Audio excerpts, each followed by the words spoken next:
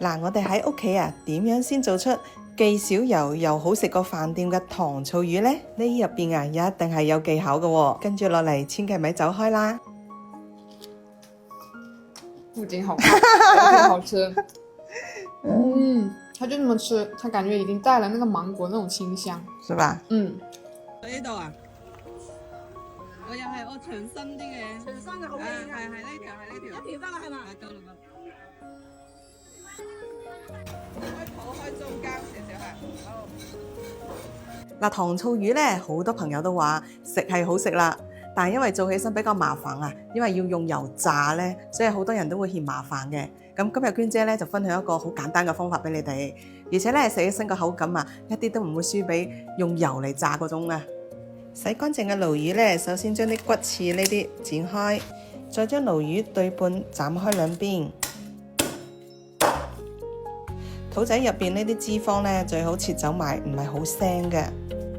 跟住咧，我哋就切件，千祈唔好切得太細塊喎，好似我咁樣切兩指寬咁樣就得啦。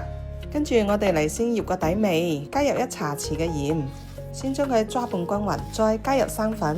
嗱，跟住咧，馬鈴薯椪粉啊，同埋粟米椪粉啊，呢兩樣咧，其實煎起身都會係脆嘅。每一塊魚肉都均勻沾上生粉。平底鑊咧，油稍微可以多翻少少，跟住咧，我哋就放入鱸魚落去煎啦。啱開始我哋用中細火慢慢煎，盡量俾翻啲耐性。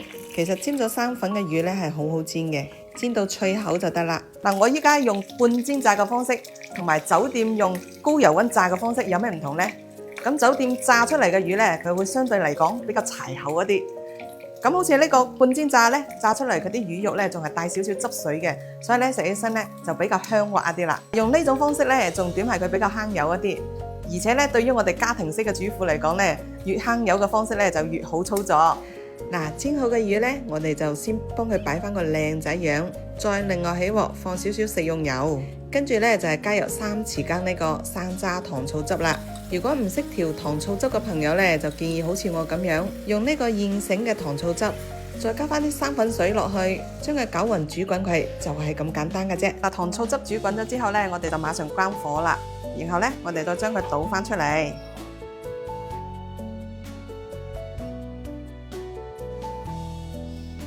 哇！咁樣調出嚟嘅糖醋汁啊，真係好香啊！呢個糖醋汁呢，我已經同大家試過啦，味道係非常之正嘅，而且呢，佢又都係為數不多嘅一款加咗山楂入去嘅，因為呢加咗山楂呢，佢有山楂嗰種果香味啊，聞起身啊，同埋食起身都特別香噶。重點係佢嘅配料表呢，非常之乾淨，真係睇得見嘅，全部都係天然嘅食材。等啲糖醋汁呢微微攤凍咗少少嘅時候呢，咁呢個時候呢，就可以加入一個好重要嘅水果啦。咁今日我用嘅係芒果，咁你哋都可以用咩呢？用菠蘿啊，或者係而家好火嘅荔枝啊，呢啲都可以嘅。加入咗水果嘅糖醋汁呢，佢唔單止增加佢嘅風味啊，而且呢個樣都特別靚啲噶。撈好味嘅糖醋汁呢，我哋就可以淋喺魚嘅上面啦。加咗水果嘅糖醋汁呢，睇上去唔單止靚仔，食慾方面呢會更加強一啲啊！嗱，超好食嘅糖醋魚就做好啦。學識咗，你都快啲試下啦！啊，這個賣相，我好佩服你啊，好好看。對呀，我也很佩服自己。是不是？我發現這樣吃，這個魚肉它不僅是脆的，而且那個肉不會柴。對啦，很好吃。哎呀，沒想到你也是食家，這個秘訣都給你吃出來了。